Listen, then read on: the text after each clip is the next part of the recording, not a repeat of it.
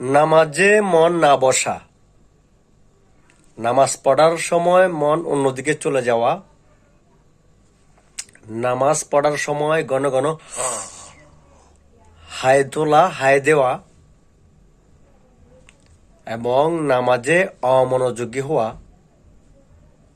এটার লক্ষণ হচ্ছে বদনজর এবং দুষ্ট জিনের আসর আপনাকে ভর করতেছে। তো এই বদনজর এবং দুষ্ট জিনের এই আসর থেকে বাঁচতে হলে আপনাকে যা করতে হবে সেটা হচ্ছে সব সময় নামাজ পড়ার সময় নামাজে একাগ্রতা আনা, প্লাস নামাজ পড়ে সূরা ইখলাস একবার, সূরা ফালাক একবার, সূরা নাস একবার পড়ে পুরো শরীর মাসেও করবেন ফু দিয়ে। ইনশাল্লাহ দুষ্ট শয়তানের এই আসর থেকে মুক্তি পাবেন। এটা সব সময় করবেন।